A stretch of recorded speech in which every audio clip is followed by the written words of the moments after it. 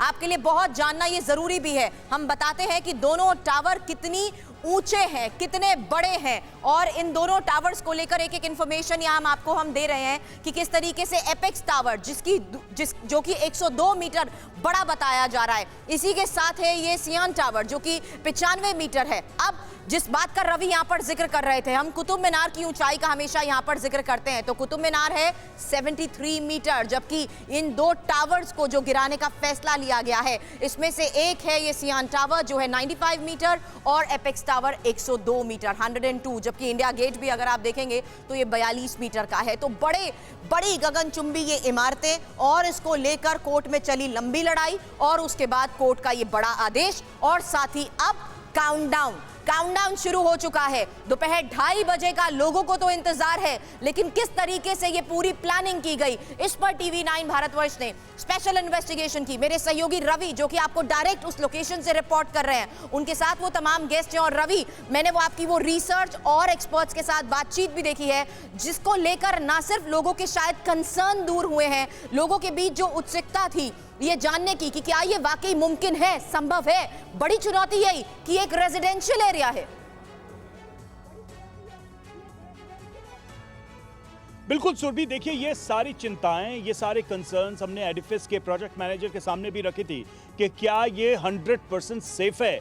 तो अब तक के जितनी भी हिस्ट्री है इस तरह के डेमोलिशन की, उसमें उन्होंने कहा कि हाँ ये सेफ है, क्योंकि बहुत ही कंट्रोल तरीके से किया जाता है और सारी चीज़ों का बहुत ध्यान रखा जाता है। पूरी एक चेकलिस्ट होती है। देखिए, जब हम और आप बात कर रहे हैं, यानी कि कल जो 25 तारीख के लिए जो मॉक ड्रिल की बात कही गई थी, 25 तारीख से ही कंपनी के जितने भी अधिकारी हैं, जितने भी एक्सपर्ट्स हैं, वो एक पूरी चेकलिस्ट पे काम कर रहे हैं और सबको वेरीफाई किया जा रहा है। हर दिन उसकी एक तरीके से ड्रिल की जा रही है, एक्सरसाइज की जा रही है, ताकि जब 28 तारीख को ये इग्निशन किया जाए, इसको डेटोनेट किया जाए, तब कभी भी कहीं भी किसी तरीके की मिसहैपनिंग ना हो, किसी भी तरीके की कोई चूक ना हो, ये सारी सावधानी रखी जा रही है। लेकिन दीवान जी, ये एक चीज़ बताइए, ये सारे अपने जगह पे हमने सारे मानकों की बात की, पर्यावरण से जुड़े किन मानकों की इसमें सीधे सीधे अनदेखी आपको नजर आई? देखिए, सबसे बड़ी बात तो इसमें यह है कि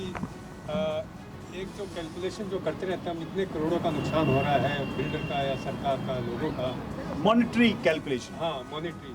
सबसे पहले ये देखने की जरूरत है कि इतने रिसोर्सेज यहाँ कंज्यूम हो चुके हैं, इतना आयरन स्टील, इतना कंक्रीट, इतना पानी कंज्यूम हुआ है, इन सबको रॉ मटेरियल को प्रोसेस करने में, यहाँ तक लाने में, इतना जो पर्यावरण का जो कंजम्पशन हुआ इसमें, जिसके अगर नदियाँ पॉल्यूट होते हैं, ग्राउंड वाटर पॉल्यूट होता है, जंगल कटते हैं, वो सब इन्हीं के लिए होता है।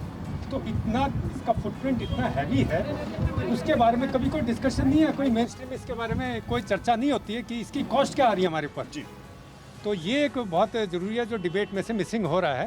कि तो आप ये कह रहे हैं कि एनवायरनमेंट के जिस कॉस्ट पर ये इमारतें खड़ी की जाती हैं, गिरा दी जाती हैं, ठीक है, उसके लीगल एस्पेक्ट अलग हैं, फाइनेंशियल एस्पेक्ट हैं, लेकिन जिस कॉस्ट पे ये सब हो रहा है उसकी भरपाई नहीं हो सकती और उस पर कोई चिंता नहीं हो। बिल्कुल, उसकी भरपाई नहीं हो सकती और वो हमें बिल्कुल ध्यान में रख के, पैसों की फिर भी भरपाई हो सकती है, उसकी नहीं हो सकती। उसकी नहीं हो सकती है, वो इरिवर्सिबल डैमेज है जो हमारे एनवायरनमेंट पर हो रहा है। नहीं, तो ये क्वेश्चन सर से ही है कि सर क्या मतलब, जब ऐसे निर्माण किए जाते हैं तो पर्यावरण के लार्जर जो पॉइंट्स हैं, क्या उनको बिल्कुल अनदेखा कर दिया जाता है? वो तो फैक्ट है कि इंडिया में पर्यावरण, एनवायरनमेंट आज भी बहुत बड़ा मुद्दा नहीं है। नहीं, चूंकि आप टाउन प्लानर रहे, इसलिए मैं ये स्पेसिफिक क्वेश्चन आपसे कर रहा हूँ। पाठ रहा हूँ, लेकिन मैं इसलिए कह रहा हूँ कि वाकई कागज पे इन्वायरमेंट बहुत बड़ा मुद्दा रहता है, लेकिन प्रैक्टिकली इन्वायरमेंट कोई बहुत बड़ा मुद्दा नहीं है। लोग उसको इग्नोर करते आ रहे हैं, इवन कोर्ट भी इग्नोर करती आ रही है।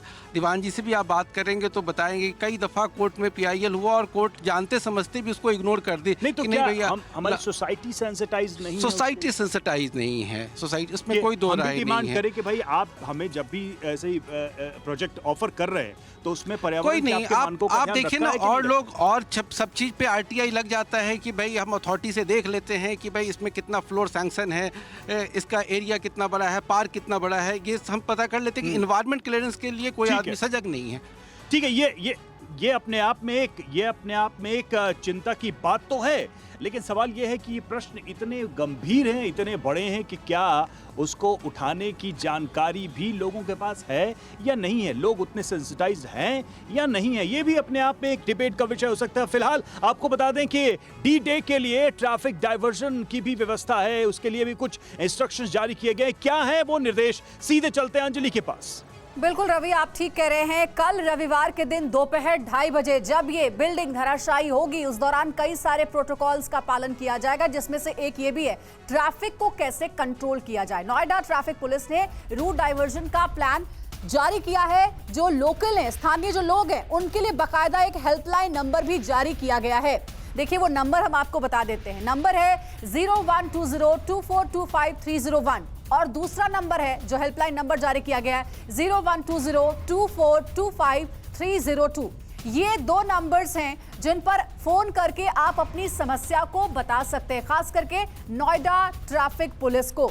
नोएडा प्राधिकरण ने एक कंट्रोल रूम भी तैयार किया है और इस कंट्रोल रूम में सभी विभागों के साथ जो समन्वय है वो रखा जाएगा, कोऑर्डिनेशन रखा जाएगा, क्योंकि ये बहुत बड़ी घटना है और पहली बार ऐसा देखने को मिल रहा है कि इतनी बड़ी 32 मंजिला इमारत को विस्फोट कर धराशायी किया जाएगा और इसको देखते हुए तमाम वो सावधानियां बरती जा रही है। लेकिन देखिए सबके जहन में सवाल है कि आखिर ये विस्फोट कैसे होगा कैसे।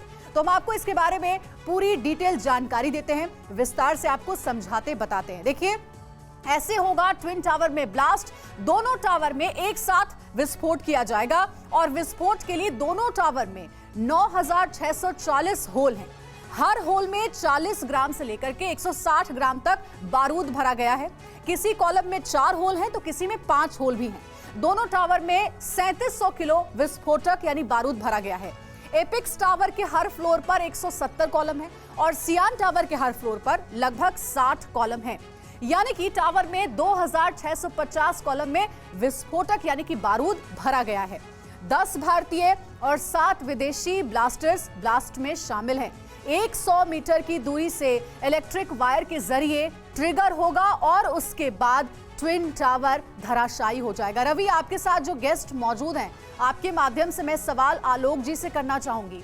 ट्विन टावर की अगर हम बात करें तो हमने देखा कि ट्विन टावर जब बनाया जा रहा था किसी भी नियम का पालन उसमें हुआ नहीं, लेकिन आने वाले समय में भी और अभी भी हम देखते हैं कि चाहे वो बिल्डर फ्लैट हो या फिर ऐसी सोसाइटी में बने बहुमंजिला इमारत, कई जगहों पर नियमों का पालन अभी भी नहीं किया जा रहा है।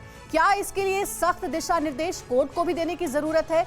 कहां पर और सावधानी बरती जाने की जरूरत है, कम से कम इस बड़ी घटना से सबक लेते हुए? जी, आपने बड़ा इम्पॉर्टेंट पॉइंट पूछा है। मैं ये बात कह भी रहा था, डिस्कस भी कर रहा था कि ये एक एग्जाम्पल सरकार के लिए होना चाहिए। आप अगर सर्वे करें, अगर हाल में एक सर्वे कराया गया था अथॉरिटी के द्वारा ही, तो पता चला कि छोटे से इलाका है यहाँ पे इंदिरापुरम, वहाँ पे 1900 फ्लैट इलीगल पाए गए। तो आप बताओ कि जो लोग, अब ठीक है मैं किसी के लिए राइट टू इन्फॉर्मेशन पे काम करता हूँ, ढेर सारा पब्लिक इंटरेस्ट लिटिगेशन भी फाइल कर चुका हूँ, तो अगर आदमी कोई PIL फाइल करे और डिमोलिशन का ऑर्डर ले आए तो आप एक तरह का कोहराम मच जाए, क्योंकि जो लोग रह रहे हैं और उनके डिमोलिशन मैं कराने जाऊँ तो पता चला मेरे खिलाफ ही लोग की लॉबी खड़ी हो जाती है।